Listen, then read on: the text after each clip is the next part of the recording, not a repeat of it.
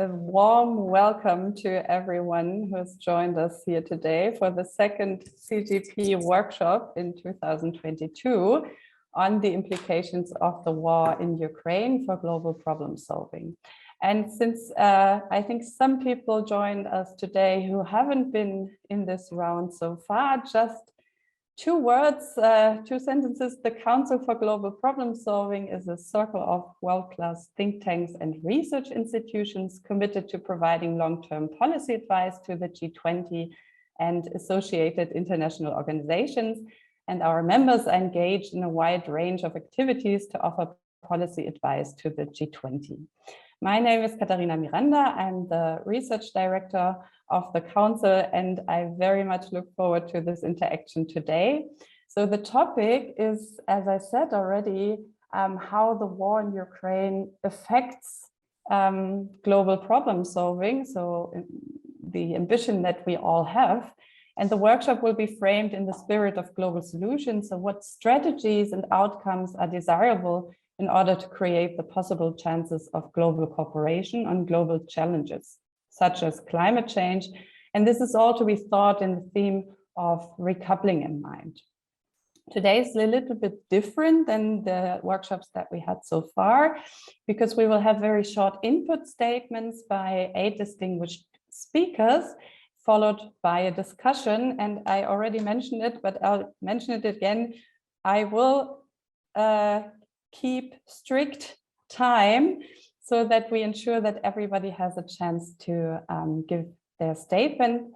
And we will kick off with an opening statement by Markus Engels. Markus is the Secretary General of the Global Solutions Initiative and has worked as a senior scientific advisor at the German Federal Parliament, the European Parliament, and the Executive Board of the Social Democratic Party of Germany. And I'm very happy to have you. Markus, the floor is yours.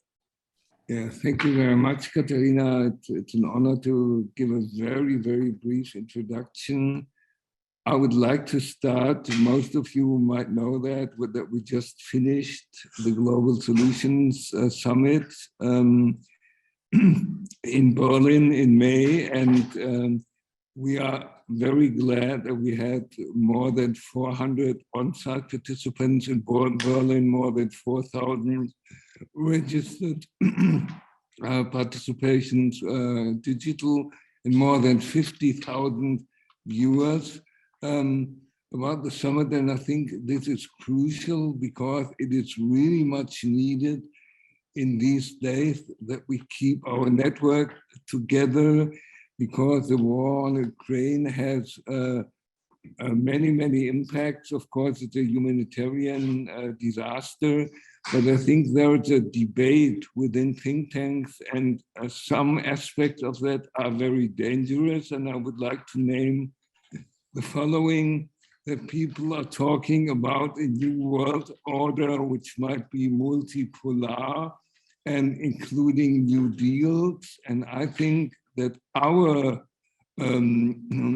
task at the moment is really to think about a new world order in terms of new multilateralism, which is definitely not a multipolar world. It's not about states and new superpowers like China, India, or so else. We really have to keep international institutions. We really have to keep a rule-based international world order. So no deals like Donald Trump always said, we make a deal here, we make a deal there, or bilateral meetings. That is not the purpose of a multilateral world order. And I think it's really, really crucial to keep these international institutions. And as an example, I urge, for example, the G7 presidency, which is Germany at the moment, to really invite India, China, Indonesia, and other important players to start a new attempt for a ceasefire in Ukraine. So I think the G7 should invite the G20 to really become active in that field. And the G20 is crucial for that, because otherwise we will have a sort of new Eastern against Western conflict, and that is horrible. So I can promise all of you that the Global Solutions Initiative will be working very hard in that field, multilateralism, updated, and you all, of course, as CGP members are invited to participate in that, and we have already a very, very strong link to Colin Bradford and his China-Western Dialogue initiative, which is very, very important. And yeah, you are all invited to participate, and you will hear from us when we really try to strengthen that field of our work, which is very, very important. And thank you again that you're taking part in that in the sessions. Thank you. Bye-bye. Thank you so much, Markus, for framing this session today. We will now start with the short input statements by members from the CGP and a few guests. And I would first like to invite Andrés Ortega from Elcano to give his input. Andrés is a senior research fellow at the Elcano Royal Institute in Spain, and he has also served as a director of the Department of Analysis and Studies at the Spanish Prime Minister's Office and worked as counselor at the Spanish Ministry of Foreign Affairs and Cooperation. Andrés, the floor is yours. Thank you, Katharina. Thank you for this invitation and for the initiative. I think the war is having a global impact in all countries and a transversal impact in sectors. No? First, it's having an impact on not only on governments, but also on the private business. No? Inflationary shocks, for example, are a main economic worry for Western and global South governments, but also they're hijacking boards and executive agendas, no? With a higher degree of unpredictability for business operators, not only in autocratic countries, which introduces a high level of risk, but also in democratic countries. No? I would like to focus very shortly on the impact on the global South, and particularly in Europe's southern periphery. Before the conflict, demand in energy, food, and fertilizers was already running ahead of supplies and driving up prices. No? And the war, I think, has exacerbated that. If we take the Northern Africa and the MENA regions, they imported over 50% of the wheat they consume from Russia and the Ukraine. No? Egypt, Libya, and Tunisia imported 70% of the cereals from the Ukraine, plus fertilizers from there. No? And in many parts of the Ukraine, they are not planting for next year's crops. Even if the war stops somehow, there will be long-term effects that will continue. No?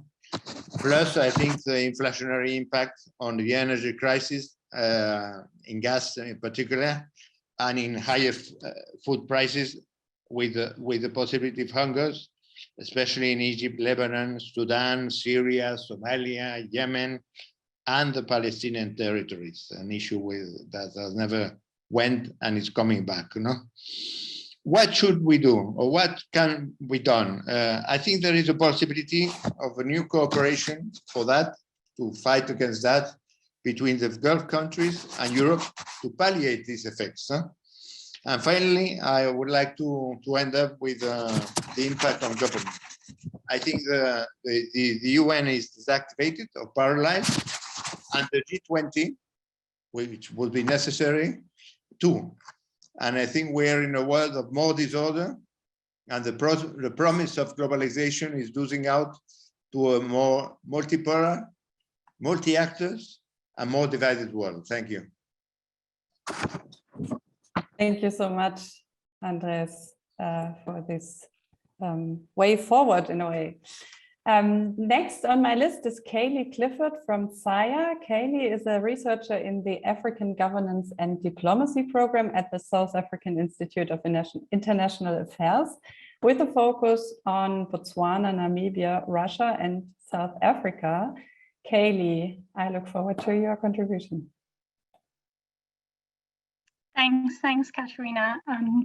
When SAIIA launched the Russia-Africa program a little over a year ago, I don't think any of us could have foreseen the events of February 2022. And we have been spending a lot of time thinking about what growing tensions in Europe and between Russia and Ukraine would mean for Africa. And the answer is that it means much more than we probably initially assumed. Africa depends heavily on the import of wheat and fertilizer from both. We are seeing rising food and energy prices put more pressure on economies that were already struggling, and that can in turn increase social tensions. Certainly that is the case in South Africa, where I'm from. And if we think about this in the context of the UN Sustainable Development Goals, or Agenda 2063, which is Africa's own blueprint for sustainable development, targets for which are already not being met, what's happening in Ukraine sets us back even further. But in the longer term and on a more global level, the situation is equally, if not more, concerning. Africa's response to the war has revealed a continent divided. Many of the resolutions that have come before the UN General Assembly pertaining to Ukraine, a large number of African countries have decided to abstain, and they've been criticized for doing so. The abstention, some of the reasons for which at least relate directly to the conflict include, for example, that there is a genuine skepticism of NATO in Africa. There are leaders on this continent who believe that NATO is the aggressor in this instance and that Russia is simply protecting its interests. But I think Africa's response to the invasion of Ukraine also needs to be within the context of growing political security and, to a lesser extent, economic ties between Russia and Africa. Countries like Libya, Mali, the CAR, they rely on private military contractors like the Wagner Group, which has been reliably linked to the Kremlin to combat insurgencies in those countries. And Russia's security foray into Africa is being supported by soft power tactics that seek to portray Russia in a really favorable light. So Russia's use of media in Africa, for example, deliberately casts doubt on the presence of foreign actors like France, while also seeking to paint Russia as a more friendly or compatible security partner. To some extent, this is actually the strategy is working. So what does it all mean? I think that a continent growing closer to Russia demonstrates a changing geopolitical landscape. It means that Africa is no longer bound by traditional partnerships, but is in a position where it's able to kind of pick and choose based on its own interests. And phrased that way, this is not necessarily a bad thing. But I also do think that, I'm almost wrapping up, that there will be regional implications based on Russia's track record for human rights, democracy, the rule of law, and of course, global implications for multilateralism. Africa is a huge voting bloc in the UN, and if it could speak with one voice on issues like this, as we've seen Europe do in the last couple of weeks, that can be very powerful. Unfortunately, this is not the case, and I do think that that is partly the result of malign influence on the continent. I'll leave it there. Look forward to engaging further. Thank you so much, Cayley. One thing that came to my mind, and we might have time in the discussion, is the proposal that Jeffrey Sachs brought forward in our last CGP meeting to include the African Union, like the European Union, in the G20. Maybe this goes into that direction. So thank you so much for now. We now move on to Munia Castle from IPAG. Munia is the chairman of the international think tank, the Institute for Policy Advocacy and Governance. Munia, the floor is yours.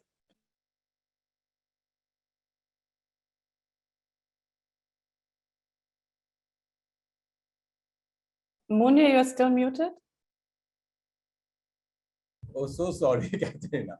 Now we can hear you. My apologies. Good to see all of you. My advance apologies. I may have to leave a little early because in this part of the world, we're going through the month of fasting. So the time somehow clashes with our fast breaking time. So the thing I was supposed to talk about SDG, I mean, we all know even before this whole Ukraine thing blew up, the SDG was hanging by the thread. And even before the pandemic, we are having a shortfall of $1.7 trillion per year.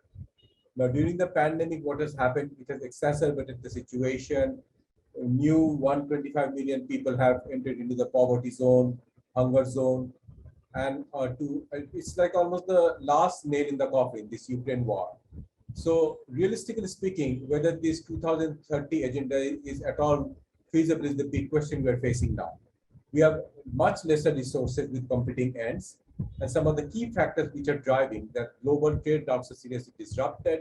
Agriculture prices, rice, wheat, maize is shooting just above the roof. Many developing countries, conflict zones simply cannot buy these basic commodities.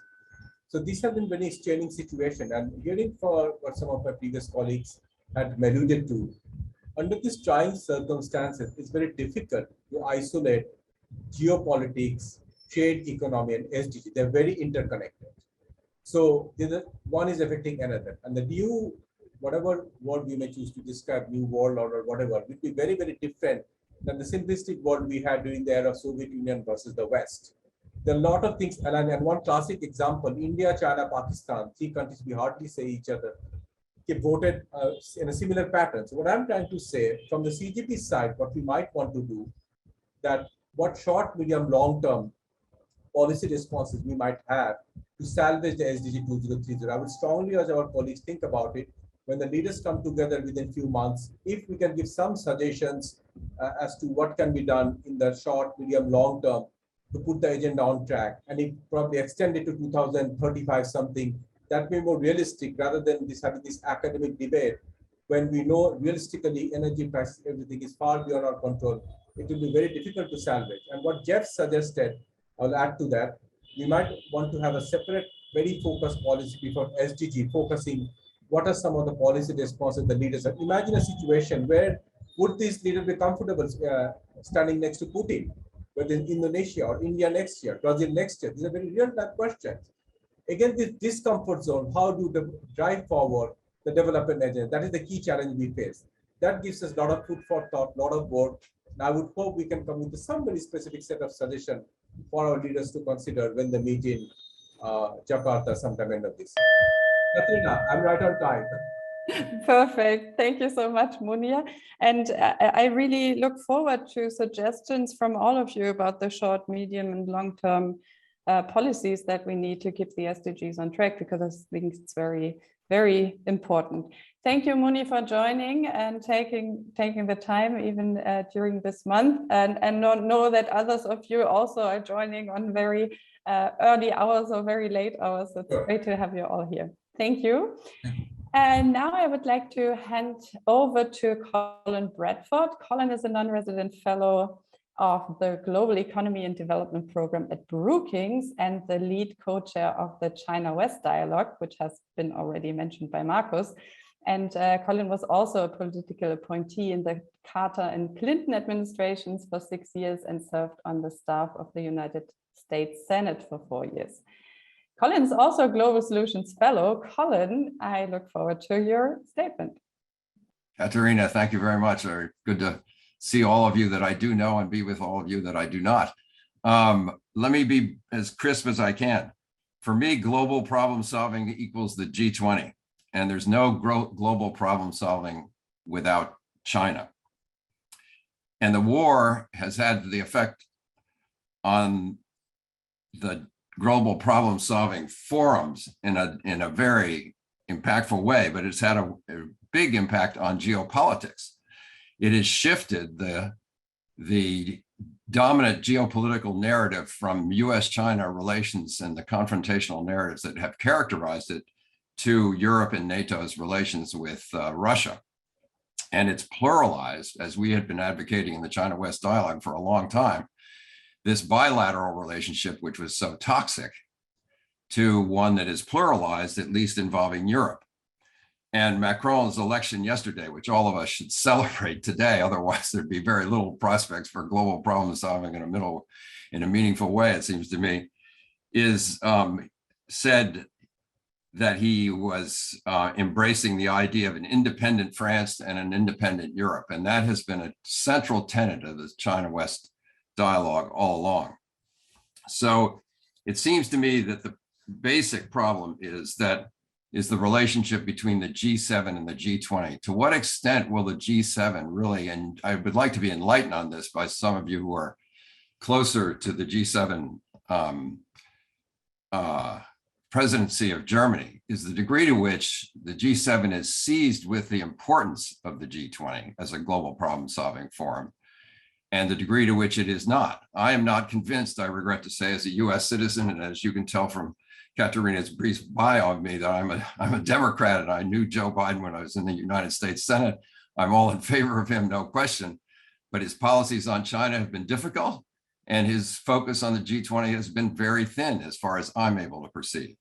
So the real question I ask for all of us to consider is the degree to which Germany's leadership of the G7, now with Macron firmly back in place, can move the G7 as a whole towards taking the G20 much more seriously through the year. I'm not talking about the summit. I'm talking about ministerial meetings, task force meetings, working group meetings, Sherpas meetings, and signal to the global South, signal to China that they're doing so. I can guarantee you, from what I know, that China will show up in force if we show up in force. So I think it's just vital that the G20 really ratchet up its game and that the G7 be part of making that happen. Thank you. Thank you so much, Colin. And I guess it's for us at least a timely year with the G7 presidency here in Germany, and the Global Solutions Initiative highly involved, and the G20 in Indonesia. So we should really make a great effort to push this idea. Yeah, thank you. Next on my list is Wang Wen, but I don't see him on the participants list. Wang Wen, are you here? I don't see him now, so I would hand over to the next one, to Vladimir Safatle. He is a professor at the Department of Philosophy and the Department of Psychology at the University of São Paulo. And he's also a fellow at the New Institute, where he contributes to the program, The Foundations of Value and Values and the Future of Democracy. And I'm very happy that you're here, Vladimir. The floor is yours. Hey, thank you so much. First of all, I will try to organize myself for 3 minutes. I would like just to insist in 2 points about this problem. The first one is asking for a kind of more structural analysis of this conflict. I would suggest to start by insisting that capitalist accumulation process have always been carried out through wars, be it was between nations or wars against population. And Russia is a country that for decades has sought to recover from the trauma of the decay of imperial strength. And now it used the conventional war of occupation to impose to the world of what it perceives to be the natural zone of influence. Well, I say this because I believe that we have entered in an era in which imperial wars will be a reality that we will have to know how to deal with. We are not able to create a space of mediations of international conflicts. And in fact, we destroyed what was left to this space since the Iraq War. Space of mediations like G7 represents just the interests of the richest countries. Other space as G20 were ineffective until now as a space of mediation. Even to use the G20 for that implies to accept a definitive collapse of a real inclusive space of discussion and mediation as United Nations. Therefore, it is necessary to know how to operate and to deal with the worst scenario, even if this worst scenario is exactly our present. The best, I think, would be to start by trying to really understand the real cause of the collapse of a space of mediations like United Nations, believing that a self-criticism is the first step for not making the same mistakes. And I would insist in one point, to accept a space of mediations implies to accept a kind of a moving hegemony. It means the most important countries that are able to operate the negotiations cannot be always the same countries, what normally we see in the international sphere. And finally, I would just insist in the mistake of reading this current conflict with a logic of war between autocratic countries in a way and democratic countries on another side, because we are economically completely connected to such countries with authoritarian governments. Western companies produce and subsidize extractive process fundamental to economic stability in these countries. Is that? Thank you so much. Thank you so much, Vladimir. Important and worrying points, I find. Yes, I feel you're right. Thank you, joining us from Brazil. The next speaker on my list is Nicole Deitelhoff. Nicole is a professor of international relations and theories of global orders at the Goethe University Frankfurt, and also a fellow at the New Institute in the program The Future of Democracy. Nicole, thank you for joining us.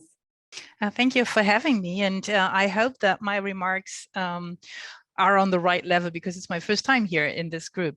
So Russia's war with the Ukraine does certainly not directly increase the prospect for global problem solving.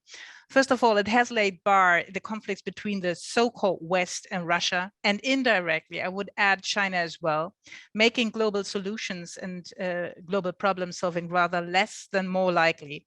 In fact, what we are likely to see coming out of this conflict regarding the organization of global cooperation is a controlled disentanglement or even disintegration of markets, of production cycles, and of political institutions as well.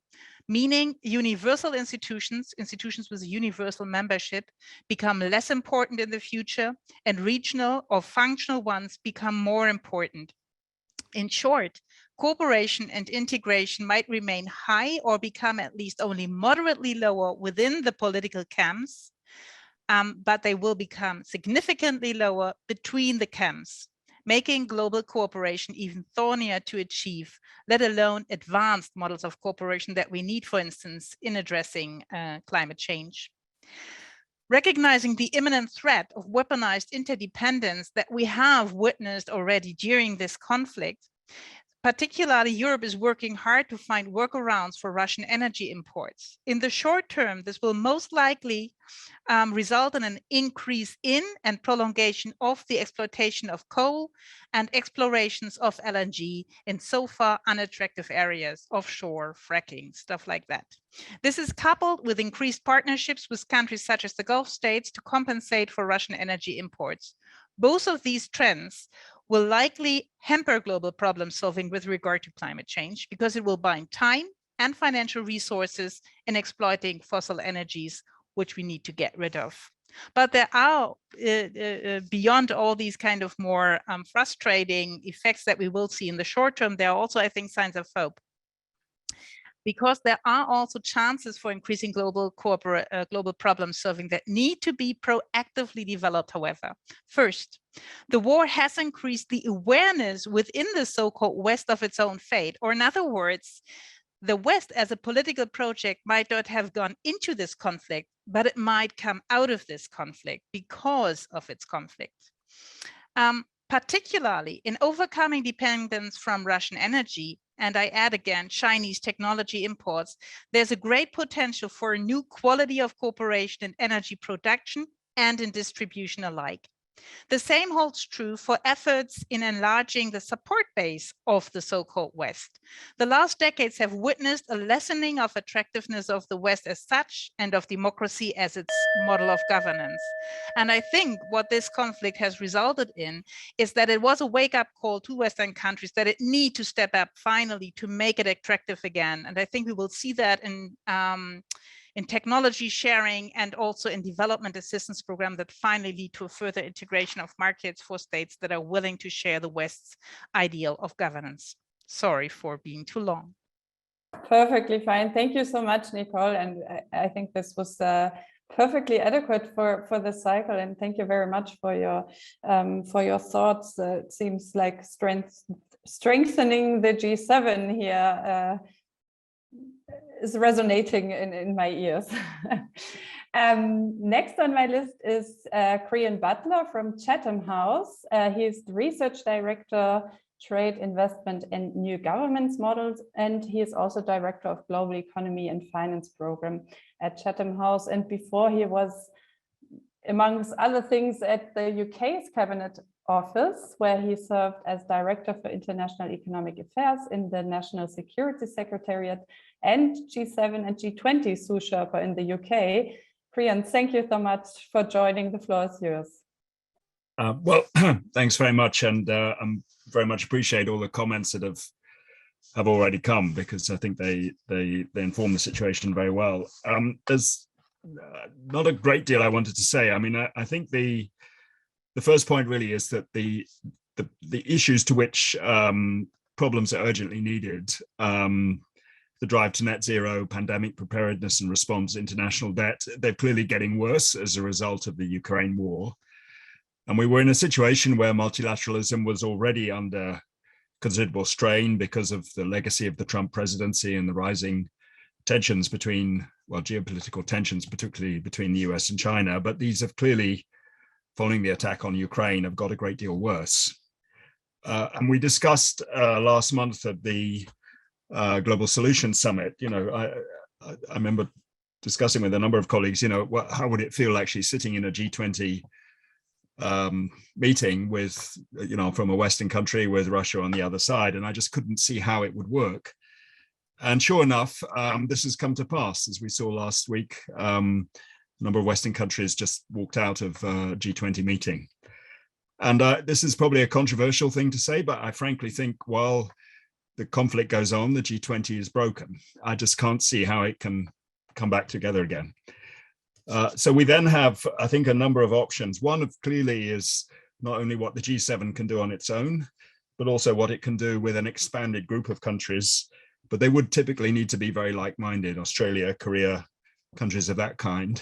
And a key role of the G7 will be very much in terms of coordinating the G7's actions in Ukraine. So you know, there are other countries like India that would not fit in that. And I just think one has to be realistic about that. It's also clear that the G7's ability to influence the G20 in the present environment is also quite limited, given the bifurcation that's taken place. There are other things that can happen within the individual organizations. They have their own governance structures, and within the existing mandates, you can imagine them progressing in some ways action on the various problems that we face. And there's also scope in a way for independent action by the private sector, civil society. But again, that's very limited, as we saw during the Trump era. The thing I think that may happen if things continue as they are now and the conflict continues is a much bigger role for a G2, US and China, a G3, US, China and the EU, or possibly a G4, US, China, EU and India. And that may well be what we see emerging as providing the essential kind of overarching governance structure for solving these critical problems. It's not what I would seek to propose, but I think it's what may well happen if the conflict continues. Thanks very much.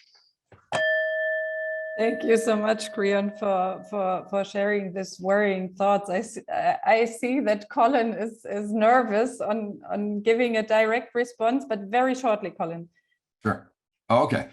No, Creon, I haven't met you before, but thank you very much. And I appreciate your experience as sous Sherpa for both the G7 and G20. But it is you said that the G7 could be very limited in its influence in the G20. I mean, and if you take the countries you mentioned, the G7 plus 3 at least, Korea and Australia you mentioned, and the EU, you have 10 of the 20 countries and 20 members of the G20. And in my experience, 6 or 7, 5, 6, 7, 8 countries can move the agenda in the G20. And so I think you're giving up on it too soon. And I plead with you to not think that India would come into an arrangement in a G4. I don't think India would. I think it's very independent. I think the challenge for us is not to figure out how to capture somebody, an innocent victim, if you like, from the non-Western world and put it in and try to legitimize our continuing dominance in the global geopolitics, but rather to figure out how to make the G20 work because it's there. It exists, as you well know better than anyone in this group probably. It works well because you've been part of it, an intimate part of it as an official. So I just don't see, I'm very worried too about the walkouts that you mentioned. I'm glad you did. I had them very much in my mind. I think that Putin will not go to Bali in any case. I think he left the Brisbane summit early. He was isolated there. I don't think he could go for security reasons, frankly. And that the rest of it can be handled with the Russians in the room. And, you know, when you're ostracized in a meeting, it's you know it. And so I think the Russian problem within the G20 as an operational matter is a minimalistic problem, and that the geopolitics of it can be managed. And I think China would be willing, if we ratchet up, if we in the West ratchet up our commitment to the G20, I am absolutely certain the Chinese will show up seriously and join in doing that. I can elaborate, but enough. I've said enough. So you're not allowed, Colin, but thank you so much for replying. I also see that Adolf Klokelesch has raised his hand. I will allow a very short comment, and before we go into the general discussion, I would give the floor to Dennis. Adolf, very quickly to that point. Thank you. Thank you. I just raised my hand because of the intervention by Colin that I would wholeheartedly underscore and support. I think the real danger is that the G7 is enlarging to a certain extent to a G7 plus. We speak of invitation of some other countries, and at the same time, this disregard of the G7 might turn it in some sort of a BRICS plus club. And that would be the separation of the camps Nicole Deitelhoff spoke about. And I think we should be very careful not framing ourselves as a West. We need to frame us as global citizens or countries that work for the global good and continue to do so. And we should not allow this war, and we should not allow Putin to undermine the functioning of these systems. And there are mechanisms in place to deal with this. And therefore, I strongly support the approach that was held by Colin. Thank you. Thank you. This is precisely the spirit that we want to promote within the Council for Global Problem Solving. Creon, I know you want to give a last reaction, and then it's Dennis' turn. Thanks. Thanks very much. I mean, I'll just emphasize, I was saying it's not what I would want to happen, but I think it's what will happen if the conflict continues. And just 2 points I would make. One is this is not about sort of capturing India for a Western way of looking at things. If you had a G4, the point about it would be a balanced group, and in a sense, it has the elements which are absolutely critical for problem solving. I wish you. I just honestly, having worked in the G20 for 5 years or so, it's not going to work. Frankly, I just Colin, you may be right, but I just can't see how it can work while the conflict continues. I'm sorry. And I don't think the G7 can, I think the G7 can be very effective, particularly because there is a group of countries which are very closely allied with the G7 in terms of the response to Russia's attack on Ukraine. So I think it can play a very effective role, but I think precisely because it is very much Ukraine focused and it's in that state of mind, I think its ability to influence the G20 will be very problematic, will be very difficult. So that's why I think if the conflict continues, a new group will emerge almost inevitably. And I don't think it necessarily is a bad thing. I just say because I think it will be a balanced group. I'll stop. I would like to get into this conversation because we are clearly running out of time. We're over time. And at this point, I'd like to change the agenda of our discussion.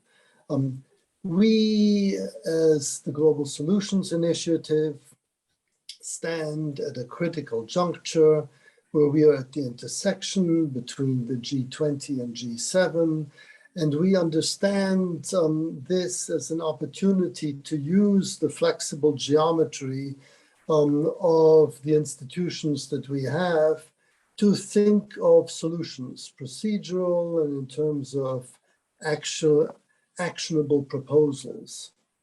And so the question that I would like to have us address in the short time that remains available is to think about what it is that we or a subset of us could agree on as a reasonable call for action.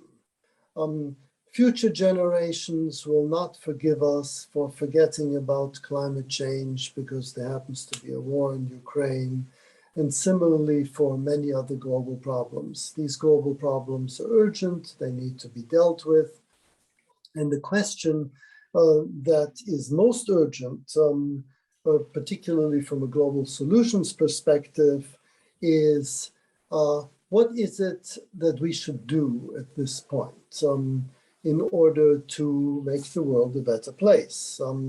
So predictions, problems are useful as background, but what is it that takes us forward? And I think there are certain things that we can all agree on, which is that in the post-war period, we have had an increasing prevalence, at least on a large-scale level, of an anti-war norm that should not be allowed to be broken. National borders should not be moved by force. In the final analysis, when we come together to address problems like climate change, all peoples of the earth will be involved in this, and all citizens will deserve respect. And therefore, that is, I think, the spirit of where we want to get to. And focusing on individual countries like China is no doubt important, but we know that within the G20, Indonesia, India, next after that, Brazil and South Africa, really important countries as well. And therefore, keeping a global perspective on things really needs to be important. And the procedures and problems that we wish to address, they need to be feasible at the time that we have now. And we need to address this, as Adolf has just said, in our capacity as global citizens, which runs against the grain of the political institutions we have currently, where most of the instruments of power remain within the nation state. But we as the Global Solutions Initiative need to address these problems. And what I'd like to hear from this group in the little time that is available is, what do you think, or what does a subset of us think are would be reasonable components of a call for action? And what would be required in terms of our reach within the G20, G7? We've got connections to UN, ILO, IMF, World Bank, other multilateral, WTO, many other multilateral institutions, WHO, and so forth. What is how should the flexible geometry that is apparent in this evolving stage of global problem solving that we face now, that would be necessary to lead us to solutions to those problems? So who would like to address proposals for what would be part of a call to action? Thank you so much, Dennis. I would just like to propose that if you want to give a contribution, please raise your hand. And I would very much encourage those who haven't said something yet to come into the discussion. For example, Riyatu, Shuva, Shuvaraha, Priya Dash, or Mehmet Akman, Franco Bruni, Gianluca. if you want, I will take you first. And I see Franco is already trying to raise his hand. So Franco, please be brief. I give everyone 1 minute. Franco, you're muted.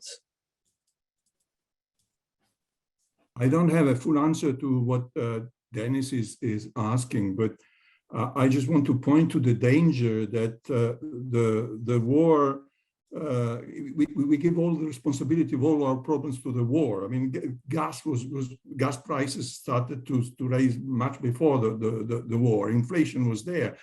Problems with income distribution were there. So I would support the idea of going back to the basic agenda of the G20 and the G7 and resist the temptation to sort of pull the issues away just because there is a war. In this sense, I think that Dennis' ideas are very much complementary to what Colin was saying, because after all, what we have to do is to make these organizations be able to confront with the problems in spite of the war.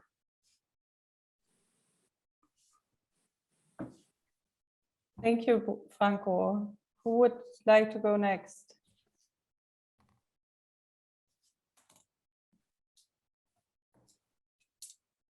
Now, this is, I think, a challenge that we should all think about seriously over the coming week or two. If you have ideas of what is to be done, then we can think actively on how to transport them. I see Priyadashi, you raised your hand. Please come in, and then afterwards, Creon. Thank you, Katharina. I don't want to refer to the war as such, but the line that we have by and large covered is what is the role of G7 and what are the issues that G20 should be addressing. I think G20 has not resolved any issue in last 20 years referring to say sort of affecting the sovereignty or the larger issues of any sort of social or political strife. So G20 is not meant to resolve any war. It was originated from a very specific issue of the challenges that the global economy was facing out of crisis. Of course, we have expanded the forum to an issue to a wide range of areas because of the acceptability of G20's concerns. But I don't think we should waste our time on that. G20 has been a forum which has commanded respect for economic cooperation. I'm not saying those issues are important, but the forum's legitimacy is basically to suggest the ways economic cooperation should happen. G20, emerging markets, even at some point of time, LDCs could be also observers. So how these different constituencies of development could contribute and shape the economic cooperation in the future, that is the most important deliverables of G20. Rest other things be in the overarching environment, but not to pollute the core strength of G20. Thank you so much. Thank you. And I think it's important that we think beyond G20 Indonesia, right? So with G20 India next year, the role of India will be particularly important. Creon. Thanks. Just very briefly responding to Dennis's question, I would suggest focusing on international debt as being an issue which kind of draws together many of the different factors that we're concerned about, the pandemic, climate change. There are mechanisms that have kind of partially addressed it, but they're kind of stuck, clearly very stuck, and it's going to get a lot worse because of the range of circumstances, including the war, but not just the war. So that would be my proposal as an issue on which to focus a call for action. Thanks. And if I could just ask a follow-up question, because that's very concrete and very interesting. What are the institutions that are most likely to drive the debt issue ahead? We've got debt at many levels between developed and developing countries, the indebtedness of governments, the indebtedness of business, indebtedness of civil societies. Where would you say the main actors and the main focus should lie? So I was thinking of sovereign debt, and initially that's focused on the poorest countries, particularly in Africa, but also other parts of the world. I think the issue will become a bigger problem, including a number of middle-income countries. The key actors are the international institutions, the IFIs, the G20, the Paris Club, under the G7. So in a sense, all the different institutions are involved one way or another. But that would be my focus. So the sovereign debt, at both the poorest and the emerging economies. Thanks for clarifying. Yes. Jose. Okay, thank you. I suggest to be practical and to pay attention to facts that are occurring right at this time. And I would mention the cooperation between Russia, Ukraine, and Europe that's taking place right now. You see gas flowing through pipeline from Russia through Ukraine and being received at European homes. That flow hasn't been interrupted. And everyone takes what they want in this kind of deal, which was previous to the war and still working. And from what I read from the papers, it works very, very well. And I would suggest taking that model to deal with a food security problem, especially in the north of Africa, in the MENA region. So I would suggest G20 to try to get a practical solution, and that practical model we should follow is a kind of cooperation where Russia should be involved, Ukraine should be involved in order to get the flow of wheat and other crops to Northern Africa in a very urgent way. And I would suggest to take a review on the whole G20 agenda, as Franco said, and try to find solutions under these stressful conditions, which I think might not only diminish the importance of cooperation or our goals, for example, climate change. I think higher gas prices and higher energy prices are, I would say, are an opportunity to push ahead, to push forward the agenda of renewables in the way that this war is a kind of tax on energy, and we should take advantage of that in order to get climate change move ahead and not be delayed by this. And in terms of institutions— Thanks so much. Okay. We'll really need to stick to a minute in order to give up. We leave that for the future. Exactly. Future words will come. Yes, and we'll have the chance to interact via email. I think this issue is not something to be solved today, but it's good to hear the inputs. Nicolas, I think you raised your hand, and then I see Andrés. Thank you very much, Katarina. I will be very short and make two remarks. Echoing the call from Dennis Nower about what could we put in a call for action. The first remark would be, do not forget about multi-level governance. It's another way to talk about not just nation states, but also cities and other levels of governance. And this is gaining traction both within the G7 and within the G20. So that's one remark that also connect with a number of ongoing discussions in the UN and the Agenda 2030 before 2023. The other remark would be that we are preparing with the T20 Indonesia a book about the 10th anniversary of the T20. And it's really critical, I think, to encourage and support by all means connections between the engagement groups in the G7 and in the G20 spheres. So this would be my two remarks. Thank you so much. Andrés. Yes, to come back about the food security, which I think is very human or unhuman. No? I think it has to be put in the G20 system, not in the G20 meetings maybe, but yes, in the system of thinking about it. The FAO is also a framework, but we have to go for ad hoc systems of organization. Like I mentioned, the Gulf and Europe, or the Gulf countries, and the G7 for the North of Africa issue, which is very destabilizing. No? Thank you.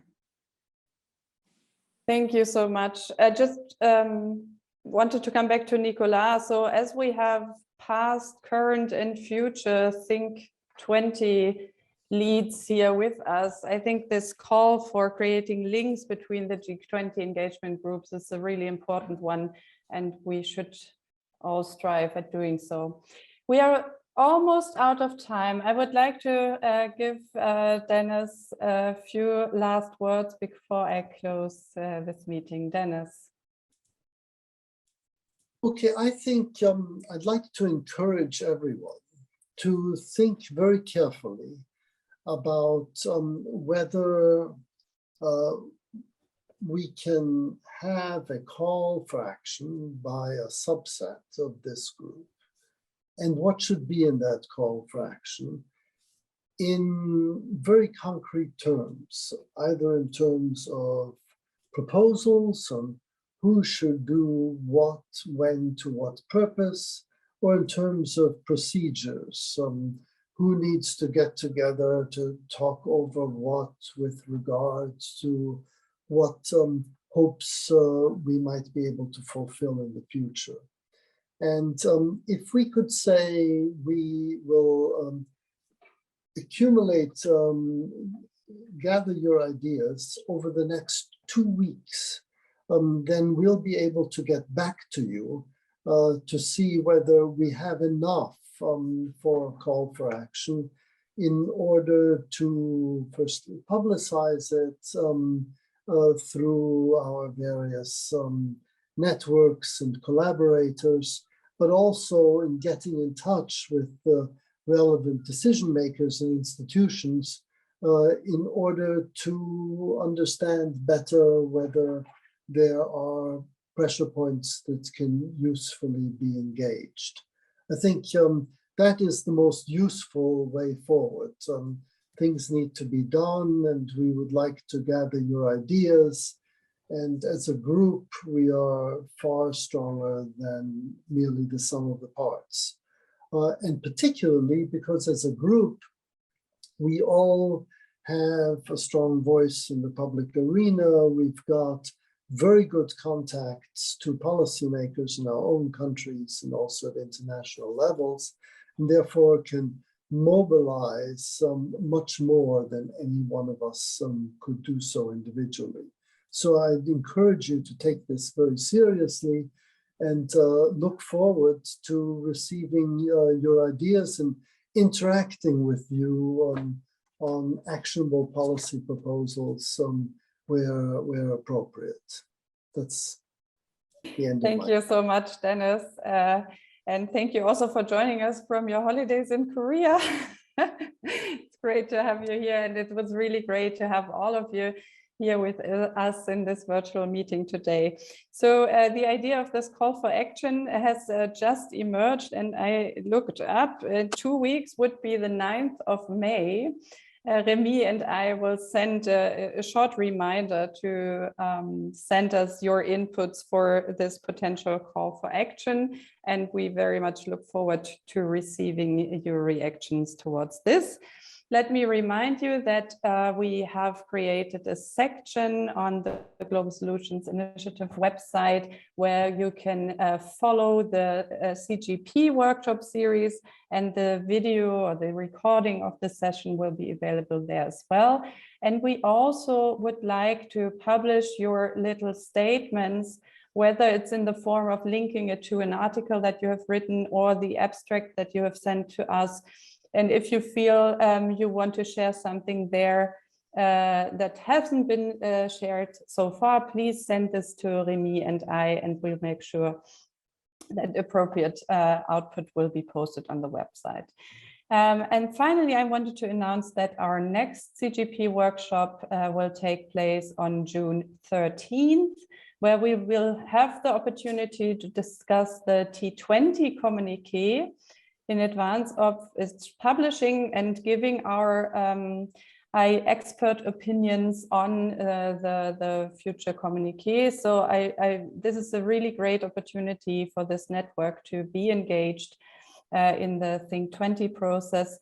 And those of you who haven't sent me a paragraph for the T20 communique as a proposal, please do so now, because we will send this to the T20 co-leads at the end of this week. So could I just add one yes. thing to this quickly, which is that the T20 Indonesia is very closely connected to the G20 because the head used to be a finance minister and many other connections. And therefore, this is of great importance. And I can only sort of underline every sentence that Katarina said. Please send us your comments. This is an important opportunity that we should definitely take advantage of.